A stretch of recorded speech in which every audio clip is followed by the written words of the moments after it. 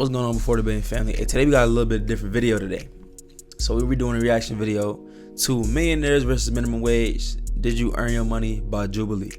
Alright, it's a middle ground video. I think it's pretty interesting that we watch this, so let's get straight into it. I didn't get any boobs. What did I do when I started making money? I went and bought boobs. Like, that's what I wanted. You're gonna die from your implants. Like, I'll die of D-cups. It's crazy because I follow, I think her name, Christina? I think that's her name. Entrepreneurship woman. You know what I'm saying? Okay, we bought millionaires and minimum wage workers together to spark a dialogue about their similarities and differences. I bet. Let's get into it. Millionaires versus minimum wage. Hi, my name is Tim. I'm a community organizer here in LA. I work on environmental justice, social justice, housing justice, and incarceral state issues. My name is Christiana Hurt. I'm the owner of the seven-figure brand Wealthy College Kid, and I'm 24 years old. My name is Graham. I'm a real estate agent, real estate investor, and YouTuber.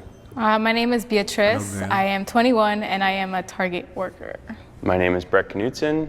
I am an entrepreneur and an investor. My name is Tiara Lucky, and I am a minimum wage worker. I just hustle, do Instacart, and I'm also an actress. Yeah, I feel you, Shadi. The first prompt is, I worked for everything I earned.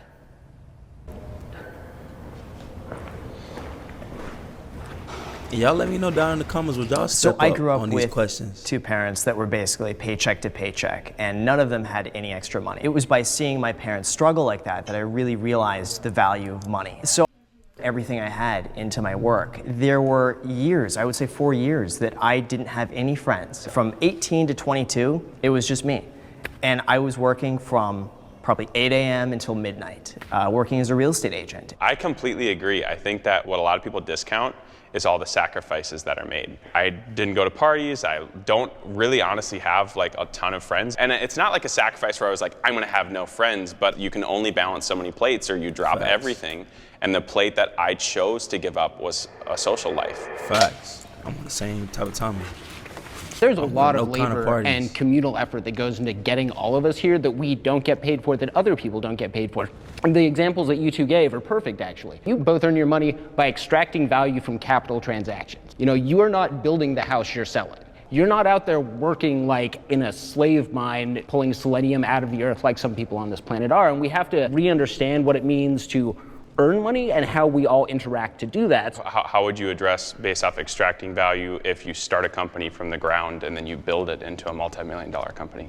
But no one does that because there's investors and stuff that come in too. Not always. That's not always Most true. of the time. I mean, you have to get capital from somewhere. I have Yeah. raised money before. Yeah. But I've also started companies that I didn't raise money for. How would you finance them? By working a part-time retail job for minimum wage and then saving up and then putting it in. Right.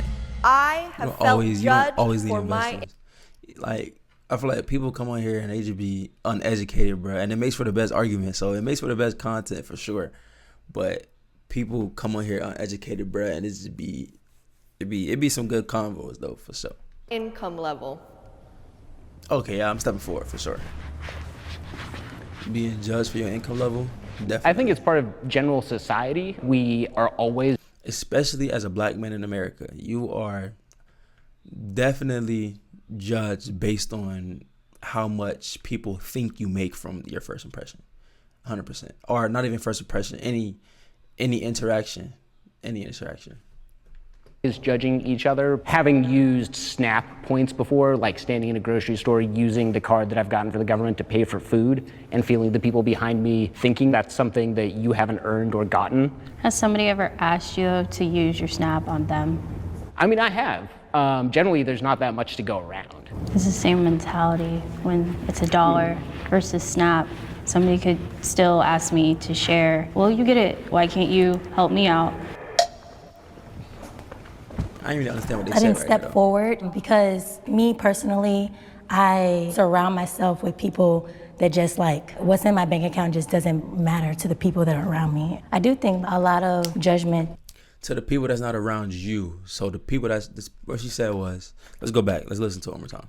Me personally, I surround myself with people that just like, what's in my bank account just doesn't matter to the people that are around me. The people around you, but if I go to the corner store and I open the door for a Karen. Who knows what she's thinking? I'm a young black man. Probably don't got the best clothes on, bro. I'm probably coming from school or work or practice or something. She's gonna judge me, bro. Like, they're just cause she doesn't know me. So stereotypes is, you know what I'm saying? They valid sometimes, bro. Not all the time, but they valid sometimes. But you get perceived on how much people think you make. And it's just as simple as that. I do think a lot of judgment towards how much you make reflects on like your dating experience. That I do feel. 1,000,000%. How much you make, especially nowadays for males, how much you make definitely reflects on the dating scene that you have, or your dating experiences, your experiences with women. 100%. See, I've never had that because I'm so frugal. If there are girls that are out there who want me for my money, like, they should know I'm probably like the cheapest person out there. I literally will wait like 9 p.m. for happy hour to start just so I get the happy hour menu. But it's so crazy because I've been watching Graham for a long time, bro. I've been watching Graham. I don't know how long he's been doing YouTube, but I've been watching him since I was like 15 or 14. Bro, I'm 20 now. It's been a long time, bro. Long time coming, definitely.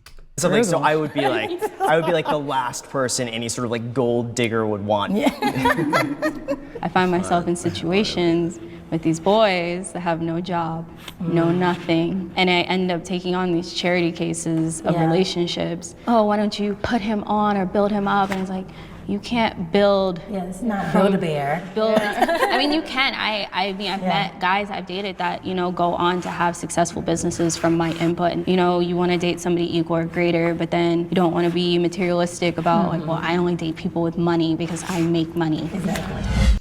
If you don't know Christiana Hurt's story, I highly suggest you go follow her on Instagram at Wealthy College Kid and like go watch some of the interviews she did. Very motivating. As a young black female in America, very as a person in general, her story is amazing. So yeah, go do that. Anyone can become rich if you work hard enough. I'm stepping forward. I would definitely be stepping forward. And just to be clear, I will be on the minimum wage side for this video. I am still in my mama's house. I'm nowhere near a millionaire, bruh. Nowhere near a millionaire, bruh. So I'll be on the minimum wage side on this one. So I just think that anyone could become rich if they actually like believed in themselves and took the risk to actually believe in themselves, that there is some success at the end of the line of that. It's not just I feel like a lot yourself, of it though. comes You down to gotta apply mindset yourself, first and really having the belief that you can do that. I know for me, one of my biggest concerns was I didn't have any skills whatsoever and I didn't get into college. I have like a 2.0 GPA in high school. Like, it was terrible. I had such bad grades, but I really turned that into a positive, and I really believe this actually happened for a reason, because now I could pursue something else, which was real estate, because that didn't require a college degree. And looking back now, that was the best thing that had ever happened. 20, Bam, 180. That's how many clients I'm going to get you, and that's how many days it's going to take me to do it. And That's like a really sticky situation with anyone can become like rich, and because I don't think that's completely true. A lot of people can if they. I think it's 100% true if you apply yourself and you make the right moves. But like some people who love being a teacher, like there's still ways for teachers to get rich out here, bro. Like, you don't just have to rely on your teacher salary. You can make YouTube videos on your break or with your coworkers on, you know, saying their lunchtime, or just making like story times about students on TikTok and YouTube and post that and get monetized and make money from social media on the side as well as your teaching job. So even a teacher who makes no more than $80,000 a year in some states, like, you can still become rich from telling stories and sharing your personal experiences within your profession, even if your profession doesn't pay the most, like teachers. You know what I'm saying? Same thing with doctors. They could triple, even quadruple their salaries if they really wanted to and apply themselves and stuff like that. So I feel like anybody could get rich, especially we got social media and AI nowadays, bro. And it's crazy. You can literally make money on your phone. No, just you have to learn a skill. That's literally how. So I would definitely have to step forward and say anybody could get rich, 100%. They have like connections and stuff, you know. But I feel like sometimes people like they work 2 jobs, or sometimes they have other things going on. They have to pay their needs first. They don't always have like money for that, you know. Because like my dad, he's like a landscape worker. He has tried making his own company, and it doesn't always like work out. He has tried hard. It doesn't work. That's why I think it's like you have to have connects, you know? That's why. Do you mind if I interject? Having connects, if you're not making money online, even sometimes online, it could be crucial, but it's also not impossible if you don't have connects. You feel what I'm saying? So it's not impossible if you have connects, and you know what I'm saying. So yeah, I don't know. In terms of building connections, I didn't have any connections either when it comes to working in real estate. And what I did to make the connections is I went to open houses every single Sunday for months. And I probably met at least 50 or 60 real estate agents. And it was through that I met one agent who was really gracious enough to say, if you want to come work underneath me, I'm happy to do that. And it was really that connection, which like you mentioned, connection, that I met that person through just really kind of putting myself out there to meet people. There's a lot of institutional and systemic barriers that we aren't really talking about. If you walk into like a Beverly Hills $5 million house not speaking English, they're probably not going to give you the like hookup. We don't tend to move within circles where those connections cross economic and socioeconomic lines. But even beyond that, I want to say like you took a big risk and your risk paid off.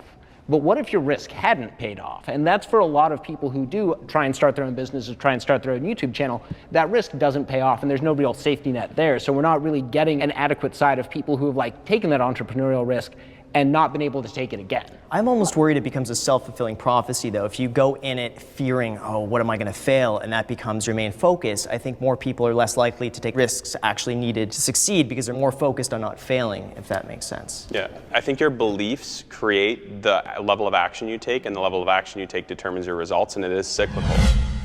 Oh, I 100%. Because if you believe, bro, you can achieve anything. If you don't believe, or if you have so many questions where it's keeping you from taking that leap of faith, bro, you're going to be stuck in the same situation forever. My leap of faith is y'all watching this video right now. Creating content, bro. It ain't easy for everybody. It damn sure wasn't easy for me when I first started. But you see what I'm doing now. So you got to take a leap of faith. So I'm speaking to somebody out here watching this video right now. If you're scared to take a leap of faith, bro, trust me, do it. It's gonna pay off. But do it and stay consistent, no matter what it is, bro. Do it and stay consistent, 100%. You will see results. I am not obligated to give to the less fortunate.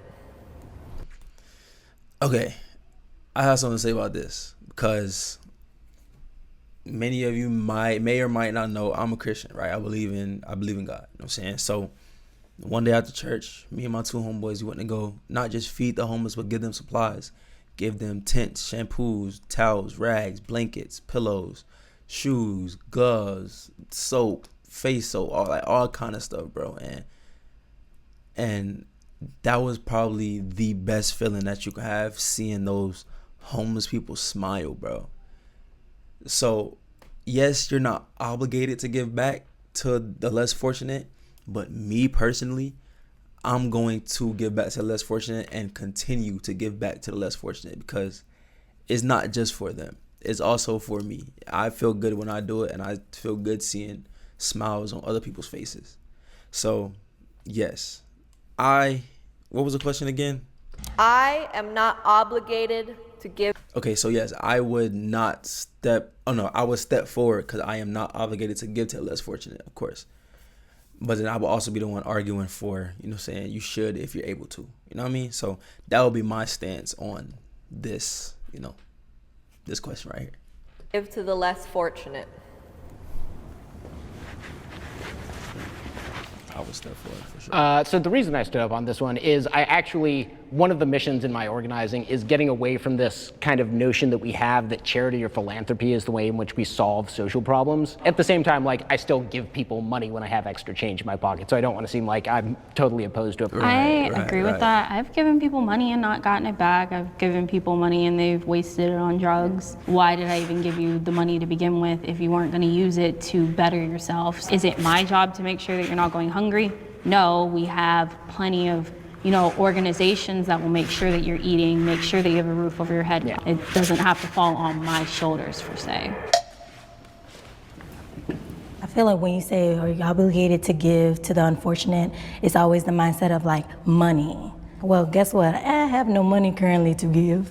But I have like my morality, I have my goodness about me. You know, I'm just trying to build a community, especially when you have a group of people that is creative and supportive, you build faster than just by yourself. I don't always donate with money. Sometimes I'll go and I'll fill bags of food for kids that are starving. You know what I mean? So, Yeah.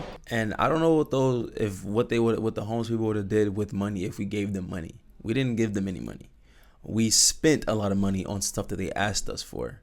So we sat down with them, got to know their story, prayed for them, told them to come to church, got them everything they wanted, you know what I'm saying, prayed for them again, talked to them again, and then we left, bro. And the crazy thing is, 2 weeks later, they actually showed up to church, bro.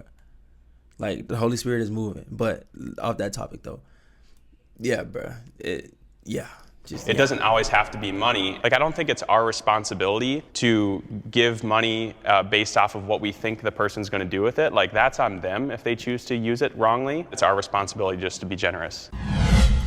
I disagree, bro, because I'm not finna give you a dub that I can put in this tank, because, bro, I am nowhere near a millionaire yet.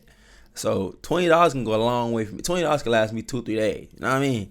So I'm not finna give you $20 and you finna go, you know what I'm saying, go get some. You know what I'm saying? That's what's not finna happen. Not with my dub. Not the dub I work hard for.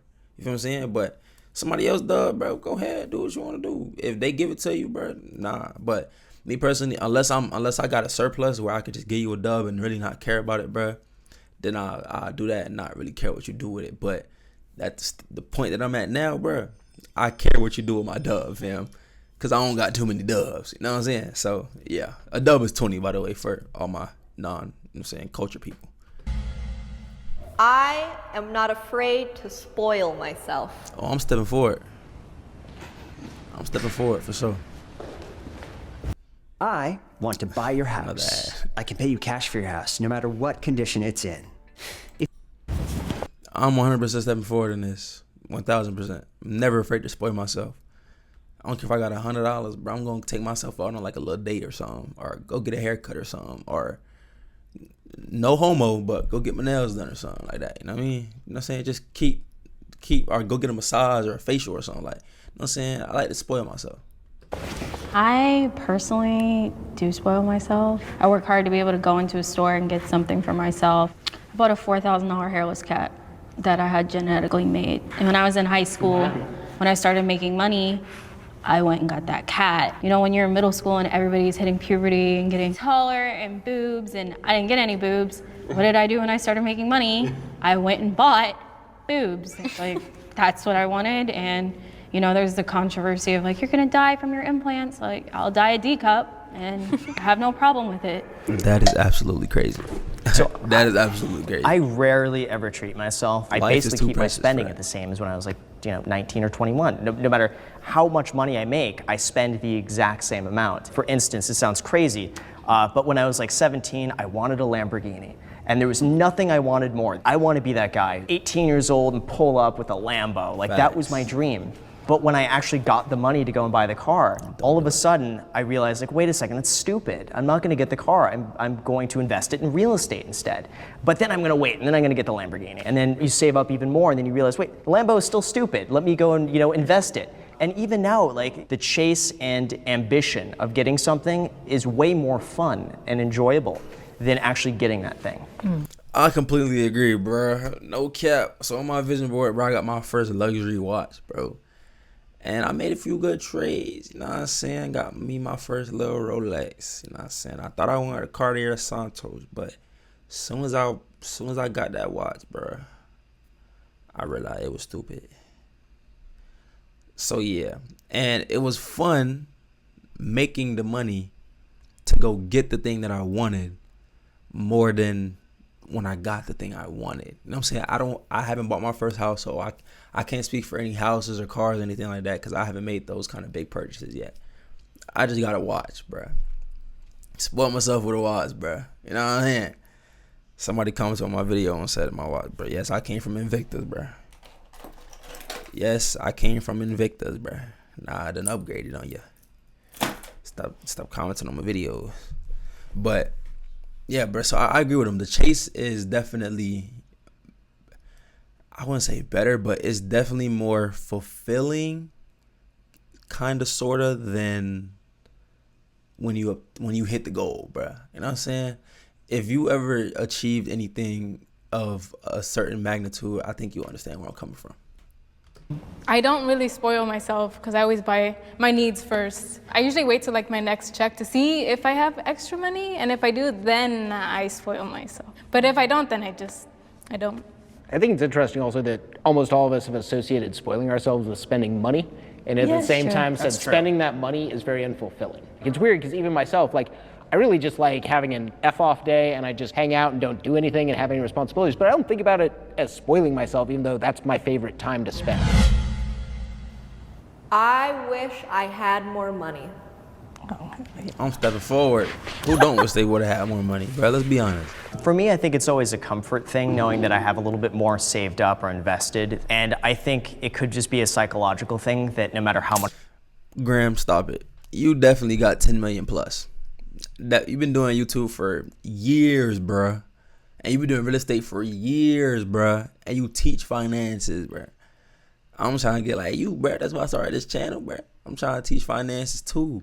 I'm trying to be stacked up 10, 20 M's in a couple years. You know what I mean? So what I got to do is I got to stop buying watches. But he talking about I got a little bit extra saved up. My boy, you got more in the stock market than more people will ever see in their life, Graham. So yeah, bro. Much money I have, it's always psychologically never going to be enough because that becomes your new normal. So I think you're always chasing that. See, I want more money so that I can pay off like my debt and travel.